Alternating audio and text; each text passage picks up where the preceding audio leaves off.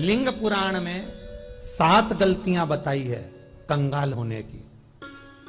ये गलती अगर आपने भी करी है तो जिंदगी में कितना भी पुण्य करोगे उसका फल नहीं है। आज की कथा को लिखकर रखना, शायद तुम्हारी जिंदगी संवर जाए। लिंग पुराण में 7 गलतियां बताई है व्यक्ति को बर्बाद होने की। पहली गलती है, उसमें से अगर आप स्वीकार कर रहे हैं ये गलती तो समझ लो कि गलती आपने करी है। गंगा जल तो बुलवाया टैंकर भरकर, 21,000 बेलपत्र भी समर्पित कर रहे हो। आप मंदिर के अंदर बैठ गए, दर्शन करने वाला आता रहा, किसी को अंदर प्रवेश नहीं दिया।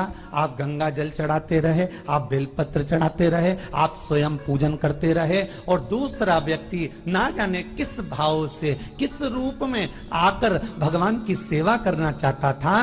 पंडित जी ने आपके चक्कर में उसको जल नहीं चढ़ाने दिया, पंडित जी ने आपके चक्कर में उसको बेलपत्र नहीं चढ़ाने दिया। पहली गलती यह हो गई कि भगवान के भक्त को भगवान से दूर कर दिया गया। अब उठा लो श्रीमद् भागवत कथा।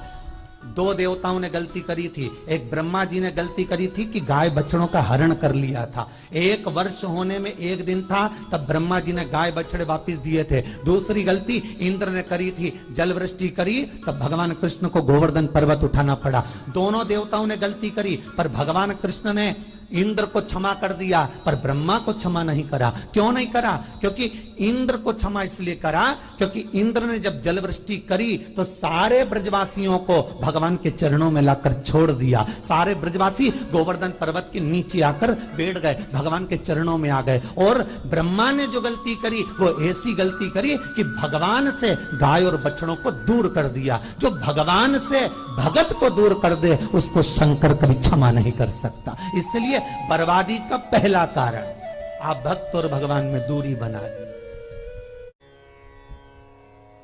दूसरा कारण, भगवान की जब पूजन कर रहे हो, 21,000 बेलपत्र चढ़ा रहे हो, गंगा का जल चढ़ा रहे हो, चंदन चढ़ा रहे हो, अबीर चढ़ा रहे हो, गुलाल चढ़ा रहे हो, तो तुम्हारे भीतर ये अहंकार, जब तुम पूजन करके उठो तो उठते समय तुम्हारे भीतर अभिमान नहीं होना चाहिए कि मैंने जो अनुष्ठान करा उसके बराबर कोई नहीं कर सकता। तीसरा कारण कहा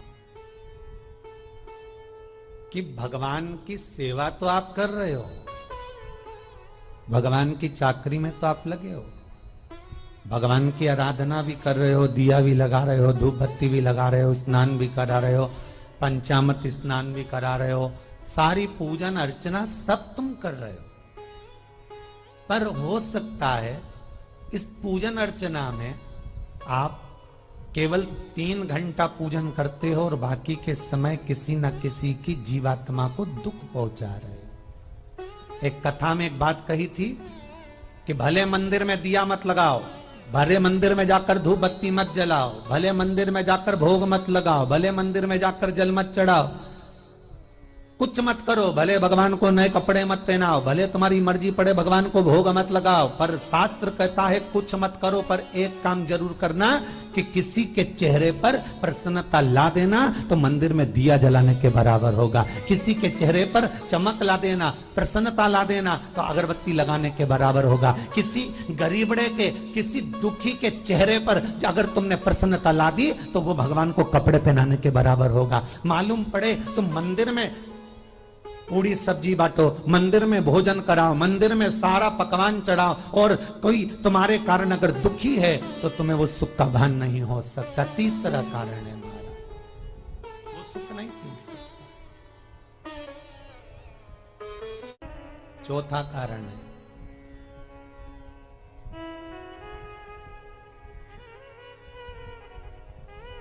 महाराज,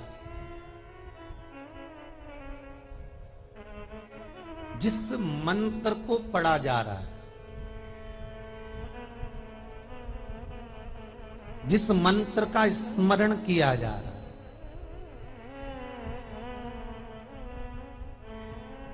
जिस भगवान की माला को हम जप रहे हैं, हम पाठ कर रहे हैं, उसमें त्रुटि। उठा लीजिए दुर्गा सप्तशती।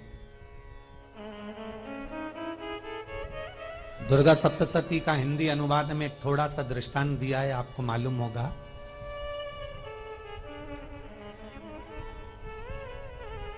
एक जजमान सप्तशती का पाठ कराते थे नवरात्रे में। नवरात्रे पूरे होते थे और उनकी पत्नी मर जाती थी। सप्तशती के अंदर लिखा है, बहुत ध्यान से सुनिएगा। दुर्गा सप्तशती का पाठ कराते थे और पत्नी नवरात्रे के बाद 4 महीना 3 महीने के बाद मर जाती थी। बहुत दुखी था सेठ। एक शादी करी, दूसरी करी, तीसरी करी, चौथी करी, चौथी पत्नी भी मर गई। बहुत दुख हुआ। आज वो गुरुजी के पास चले गया, गुरुदेव, गुरुजी, गुरुदेव, गुरुदेव। गुरुजी बोले क्या हो गया? सेठ जी बहुत दिनों के बाद आ रहे हो, क्या बात है गुरुदेव? मेरे को एक बात समझ में नहीं आती कि मैं नवरात्रे में सप्तशती का पाठ कराता हूं, देवी जी का यज्ञ करवाता हूं, माता रानी को चूनर पहनाता हूं, उनको सुंदर बिछुड़ी, पायल, चुनरी सब पहनाता हूं, कन्याओं का भोजन करवाता हूं, भंडारा करवाता हूं, जवारे बोता हूं, अखंड ज्योत लगाता हूं, पर नवरात्रि जैसी पूरी होती है उसके 2 महीने 3 महीने बाद मेरी पत्नी क्यों मर जाती है? 4 पत्नियां मेरी मर चुकी हैं, 5वीं मैंने शादी करी है। गुरुदेव आप कृपा करिएगा, कुछ तो बता दीजिए, कुछ करुणा कर दीजिए। गुरुजी बोले जब तू सब कुछ अच्छा कर रहा है, जोत भी जला रहा है, कन्या भोज भी करा रहा है, चुनड़ी भी चढ़ा रहा है, भंडारा भी कर रहा है, जोत भी लगा रहा है, जवारे भी बो रहा है, माता रानी की सेवा भी कर रहा है, अखंड रात्रि व्रत कर रहा है, सब कुछ तूने करा, यज्ञ भी करा, फिर तेरी पत्नी क्यों मर सकती है? ऐसा हो ही नहीं सकता। नहीं गुरुदेव, मेरी 5वीं शादी है गुरुदेव, अब की बार आप कृपा करिए। गुरुजी ने कहा तेरे पंडित जी को अनुष्ठान पर बुला, मैं कमरे में बैठकर सुनूंगा सप्तशती का पाठ, तब मैं ध्यान करूंगा। गुरुजी अंदर के कमरे में जाकर बैठ गए, ब्राह्मण पाठ करना प्रारंभ करा और ब्राह्मण ने पाठ करना प्रारंभ करा। उसमें एक शब्द आ गया, भार्यन्तु भक्षन्तु, भार्यन्तु भक्षन्तु। उसमें बोलना था भय पीड़ा को, हे जगत जननी तू भक्षण कर जा, पर ब्राह्मण बोलता था भार्यन्तु भक्षन्तु, मेरी पत्नी को, मेरी भार्या को तू भक्षण कर दे। पंडित जी जैसे ही बोले गुरुजी बाहर निकल कर आ गए। पंडित जी को रोका, रुकिए गुरुदेव, आप हर साल अनुष्ठान कर रहे हो जजमान के यहाँ और बोल देते भार्यन्तु भक्षन्तु, हे देवी तू मेरी पत्नी को खा जा, तो माँ हर बार उस पत्नी को निगल जाती है। निवेदन है, शब्द सुधार लीजिए, शब्द ठीक है। चौथा कारण है कि आप जो पाठ कर रहे हो, आप जो पूजन कर रहे हो, आप जो अनुष्ठान कर रहे हो, उसमें कुछ ना कुछ गलती जरूर हो रही है। ये चौथा कारण है।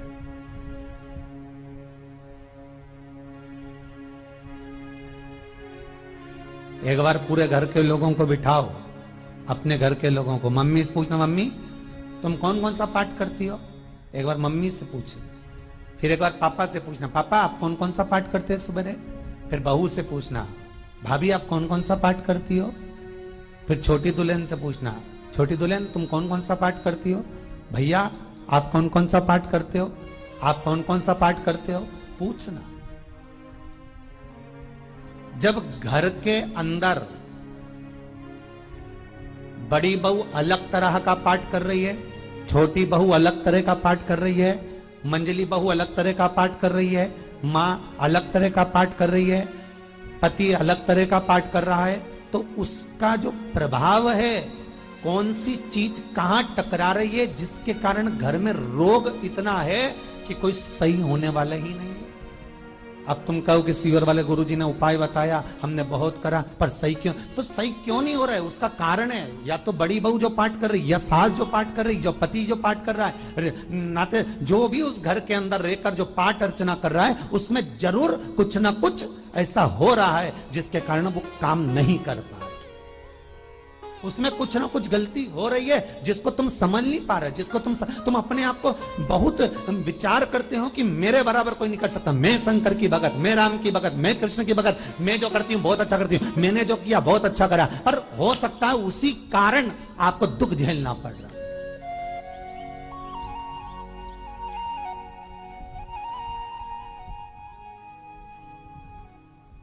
उसी के कारण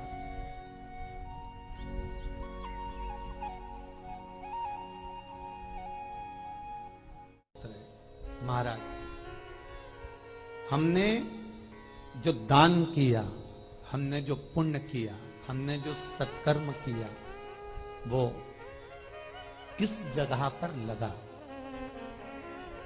पांचवा सूत्र,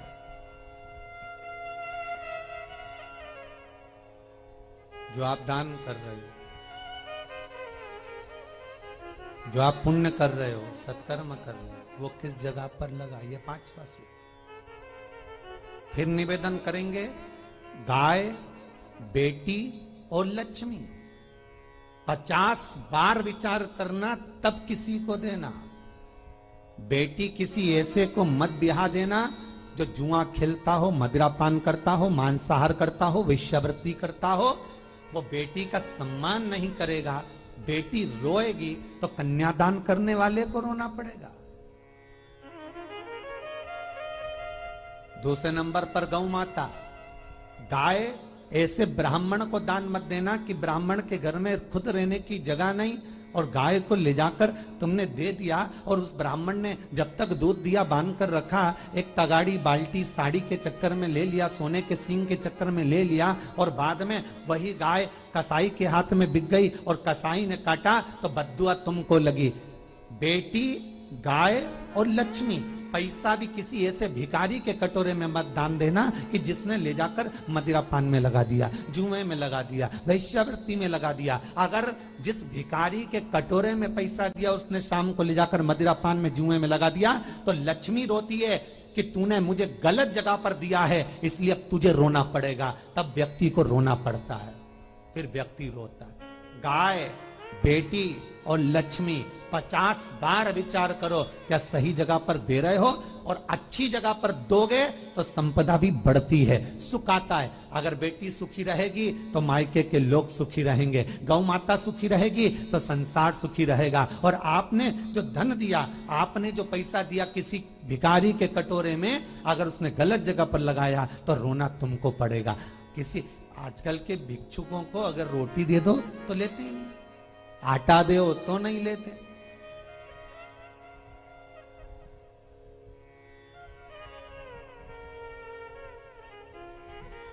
पहले के समय में जो भिक्षुक आते थे ना, तो रोटी बनी हुई मांगते थे।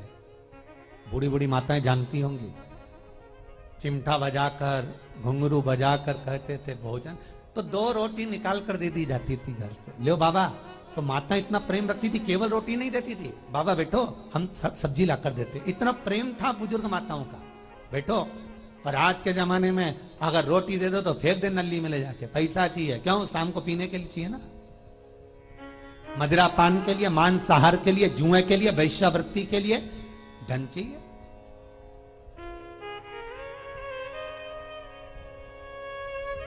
भोपाल के और इंदौर के, इंदौर का राजवाड़ा चौराया और भोपाल का लाल घाटी चौराया, इन दोनों चौराहे पर इतने से बच्चे लोग भीख मांगते हैं और उनकी माताएं और उनके पिता रोड के किनारे पर चिलम लगाते बैठे रहते हैं, पांव लंबे करके पड़े हैं और ये कमा कमा के उनको दे रहे हैं। और धन्य हैं ऐसे लोग जो उनको दान भी दे देते हैं। जिसको जरूरत है उस तक कुछ नहीं पहुंचता। अभी भी 4-6 महीने लॉकडाउन चला, जिसको जरूरत थी एक रोटी की उस तक कुछ नहीं पहुंचा, और जिसके पास में पहले से भरा हुआ था उसने और ले जाके भर लिया।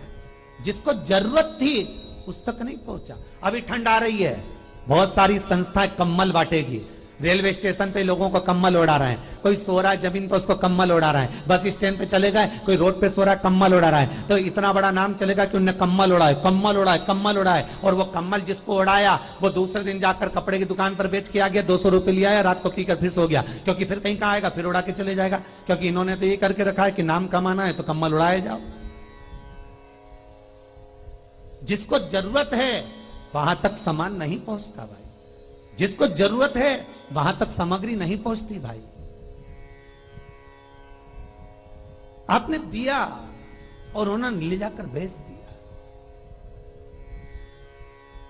और फिर सोचते हो कि मैंने तो पुण्य करा है। कई लोग कहते हैं मैंने दान करा, मेरे को इतना फल मिलेगा। काहे का दान करा? ऊपर तो जा, यमराज के डंडे पड़ेंगे।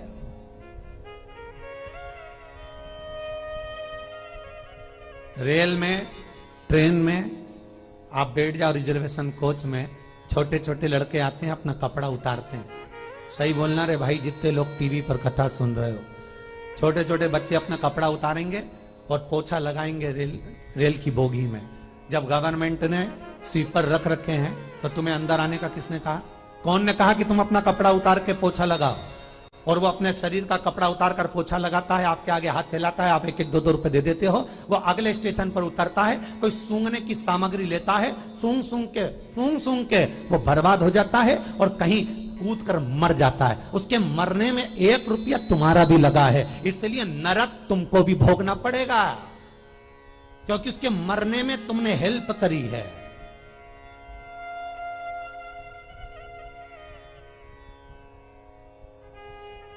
तुमने तो रुपया दिया था भोजन करने के लिए, उसने कोई सूंघने की सामग्री ले ली और सूंघ सूंघ के नशे में मर गया।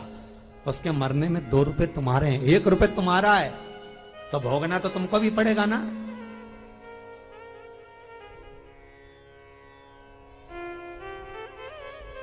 कहीं अच्छी जगह लगाओ, सत्कर्म की ओर लगाओ, तो सुख का आनंद कुछ और ही होगा, सुख का आनंद कुछ और ही प्राप्त होगा। हमारा धर्म, हमारा पुण्य, हमारा सत्कर्म। 5वां कारण अपनी पुस्तिका में लिखकर रखना, तुम्हारे दुख का 5वां कारण क्या है? क्यों तुम करोड़पति से रोड़पति बन गए? तुम्हारे यहां पर 4-4, 5-5 गाड़ी थी, खूब वैभव था, खूब धन था, फैक्ट्रियां चल रही थी, सत्ताएं चल रही थी।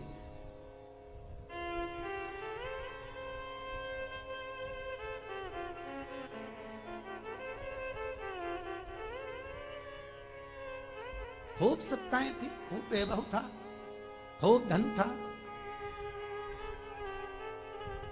पर कुछ भी नहीं, सब धरा की धरा रह गए। सारा कोई वैभव बचा ही नहीं, कोई वैभव नहीं। एक हमारे सेंधवा के भगत हैं महाराज, बड़े भावपूर्ण भगत।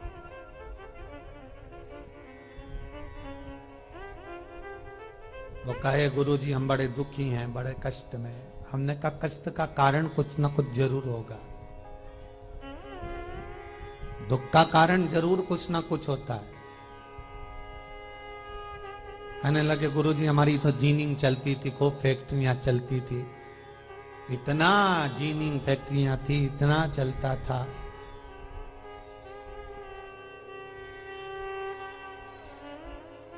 इतनी जीनिंग चलती थी, इतनी फैक्ट्रियां चलती थी, गुरुदेव बहुत दुखी हो गए। हमने कहा दुख का कारण, जो ये 7 कारण है शिव महापुराण के, लिंग पुराण में जो 7 कारण बताए हैं दुख आने के, जब फैक्ट्रियां अच्छी चल रही, जीनिंग अच्छी चल रही, व्यापार अच्छा चल रहा है, तो 7 कारण बताए हैं कि आप उन 7 कारण में से कोई कारण आपके साथ में हुआ है जिसके कारण आप रोड पर आ गए, करोड़पति से रोडपति बन गए।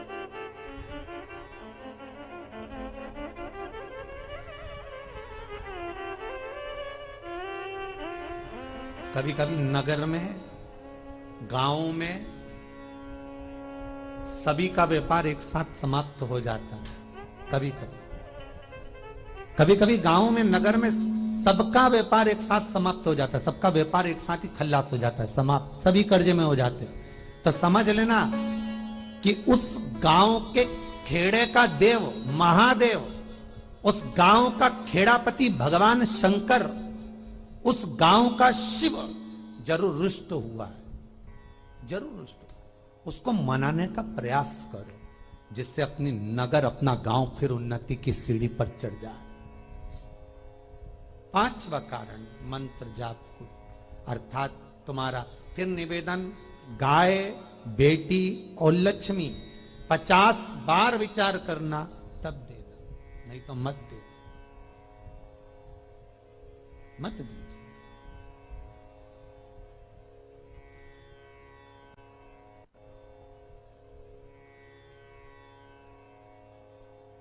और महाराज भगवान शिव की कथा का छठा कारण बता, हमारे दुख का कारण छठा कारण,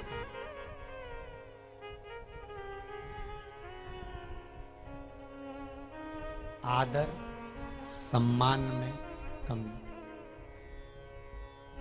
घर के जो बड़े हैं, घर के जो बुजुर्ग हैं, घर के जो आदरणीय हैं, उनका सम्मान नहीं कर पाए। सुंदर कहा, जिस घर में माँ बाप की इज्जत नहीं होती, उस घर में देखना कभी बरकत नहीं होती।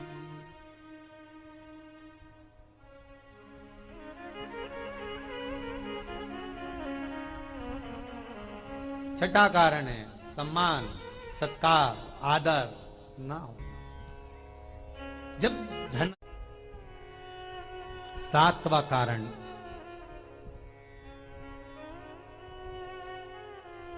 ये अंतिम कारण है। जितने लोग कर्जे में, लदालू में, जितने लोग दुखी हैं, जितने लोग तकलीफ में, आज की कथा को बहुत दिल से सुनना, अपनी गलती को जरूर छांटना। मुझे विश्वास है मेरा भोलेनाथ, आप अगर गलती को स्वीकार कर लोगे तो शंकर वापिस आपको करोड़पति बना देगा, लखपति बना देगा। शंकर आपके भंडार फिर भर देगा। 7 कारण में से अपनी गलती को जरूर छांटना साहब कि आपने गलती कौन सी करी, और अपनी गलती को छांट ले, यही सबसे बड़ी बात है ना। लोग सुनने के बाद भी नहीं छाटेंगे, नहीं मैंने तो कुछ करा ही नहीं, मैं तो कुछ कर ही नहीं, बस मैं ही तो है, हरी जगदम्बा वो मैं ही फंसा है बीच में।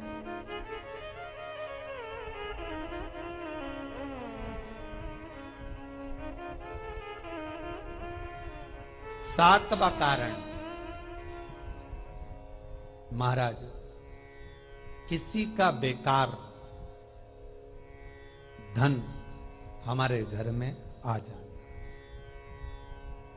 एक कथा बहुत सुंदर है। एक गांव में एक व्यक्ति रहता था, खूब अच्छी कमाई करता था। पत्नी ने कहा तुम्हारे पास कमाई अच्छी हो रही है तो ये पैसा तो कोई चुरा के ले गया तो पति बोला क्या करना चाहिए, तो एक काम करता हूं, बाजार से कोड़ियां खरीद लेता हूं। कोड़ियां जानते हो, वो ऐसे बच्चे लोग खेलते हैं, कोड़ी खरीद लाता हूं। अब गांव का व्यक्ति रोज कोड़ियां खरीद के लाए, उनके यहाँ बोरे पे बोरे भरा गए, बारदान पर बारदान भरा गए, पूरा कमरा कोड़ियों से भरा गया। एक दिन राजा बीमार पड़ गया।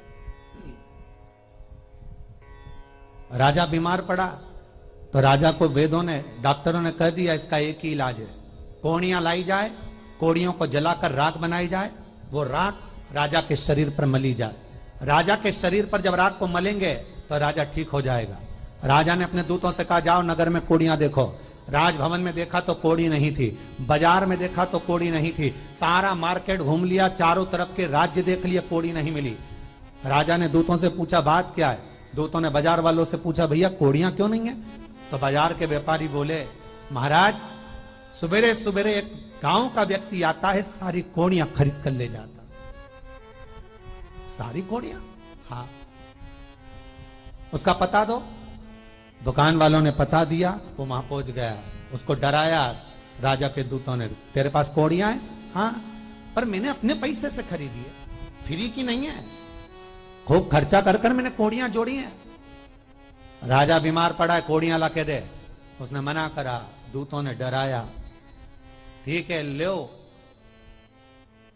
उन्होंने बारदान खोल लिया, झोला खोल लिया, बैग खोल लिया। राजा के दूतों ने बैग खोला, वो गांव का व्यक्ति एक थाली में कोड़ियां लाता, उस पर हाथ फेरता और झोले में डालता जाता, फिर भर कर लाता, फिर हाथ फेरता, फिर झोले में डालता। राजा के दूतों ने कहा, एक बार में पूरा बारदान उठाकर क्यों नहीं दे देता, ये बार बार हाथ क्यों फेर रहा है? वो गांव का व्यक्ति बोला, महाराज मैं कोड़ियों को थाली में भरकर हाथ इसलिए फेर रहा हूं, इन कोड़ियों में से मैं वो एक कोड़ी ढूंढ रहा हूं कि ऐसी कौन सी कोड़ी मेरी इन कोड़ियों में आकर मिल गई जो मेरी इतनी सारी कोड़ियों को लेकर जा रही है।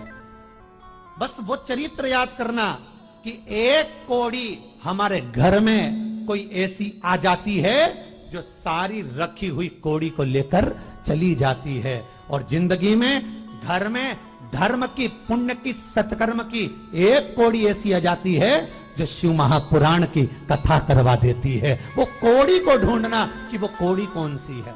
जो अच्छा काम करवा रही है अच्छी कोड़ी आई होगी, सत्कर्म करवा रही है अच्छी कोड़ी आई होगी, और मालूम पड़े एक कोड़ी ऐसी आ गई जो डॉक्टरों में भरवा रही है, सारा की सारा धन मेडिकलों में लगवा रही है, पुलिस में लगवा रही है, कहीं गलत जगह पर लगवा रही है, कहीं एक्सीडेंट में लगवा रही है। जो कोड़ी गलत जगह पर धन को लेकर जा रही है, समझ लेना कि वो कोड़ी बेकार आ गई जो सारा का सारा बर्बाद करने में लगी हुई है। उस कोड़ी को पहचानो कि वो कोड़ी कौन सी है। 7वां कारण शिव महापुराण का, लिंग पुराण का लिख कर रखना कि एक कोड़ी ढूंढना कि वो कोड़ी कौन सी घर में आ गई जो हमें बर्बाद कर कर चली गई है। तो कोड़ी को ढूंढिए, वो रुपये को ढूंढिए, वो 1 रुपया कौन सा आ गया, वो धन कौन सा आ गया जो हमें बर्बाद कर गया, कैसा आया।